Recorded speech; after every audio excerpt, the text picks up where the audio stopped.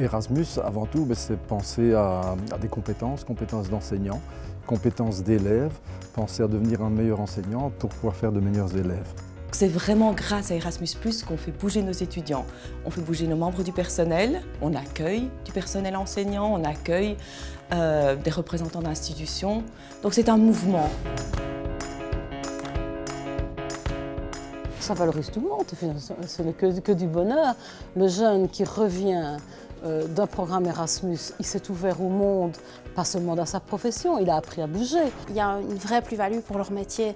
Ils vont apprendre quelque chose que ceux qui restent en Belgique n'apprendront pas ici. C'est une ouverture et un enrichissement personnel avant l'enrichissement académique, ça je suis sûre. C'est développer son autonomie, développer la confiance en soi. Il y a un atout des projets Erasmus pour les enfants du maternel et du primaire et même du secondaire. Parce qu'en fait, l'éducation, elle commence dès la toute petite enfance, quoi. Comme l'Erasmus+ est généralement associé à l'enseignement supérieur, eh bien, le fait de pouvoir profiter aussi d'une bourse Erasmus+ pour un jeune de l'enseignement technique et professionnel, c'est en soi une valorisation. C'est être considéré comme ayant autant de valeur qu'un jeune qui fait des études supérieures. Je pense que c'est vraiment très important que effectivement, des programmes Erasmus s'ouvrent à d'autres champs tels que le nôtre, donc à savoir le champ de l'action sociale, parce qu'il y a des besoins réels pour le personnel de pouvoir se former et surtout de retrouver dans certaines situations un second souffle. Donc le fait de voyager permet aussi au personnel de pouvoir se rapprocher, de mieux se connaître et dès lors de pouvoir mieux travailler une fois qu'ils reviennent ici. Le plus pour un formateur qui part à l'étranger, je pense qu'il est à peu près le même que pour les élèves. Il y a l'aspect technique et puis il y a l'aspect humain, parce que même pour le formateur, c'est une aventure humaine. Et ces enseignants-là, ils vont suivre les formations en même temps. Et ils vont aussi rencontrer d'autres professionnels, d'autres enseignants, d'autres formateurs, et eux aussi s'enrichir de nouvelles techniques qui peuvent alors ramener ici à l'école.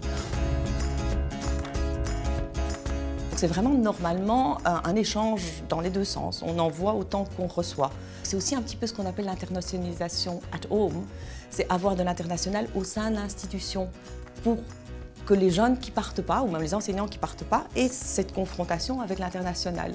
L'enrichissement est de fait au sein de l'institution aussi, par ses venues.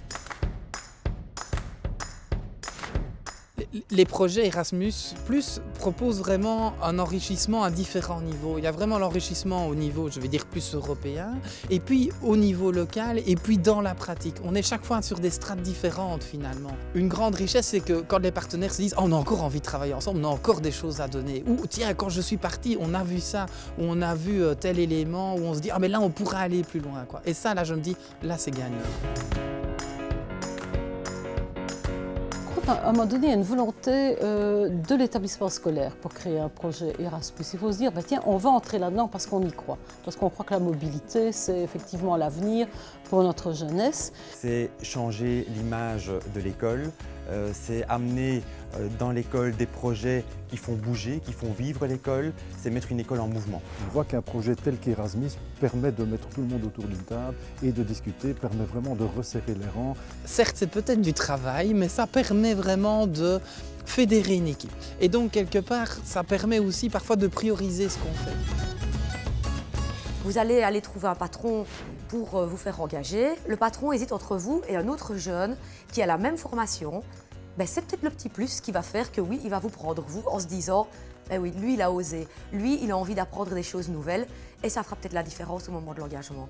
Dans une pile de CV, s'il y en a qu'un qui a l'Erasmus, il est prouvé qu'il sera normalement un petit peu avantagé par rapport aux autres. Ça, c'est les chiffres, mais la réalité le montre aussi, je crois, juste par cette maturité qu'ils ont acquise. Donc nous avons le devoir de leur proposer ça parce que ça va les aider dans le marché de l'emploi. L'Europe, elle se construit par les gens.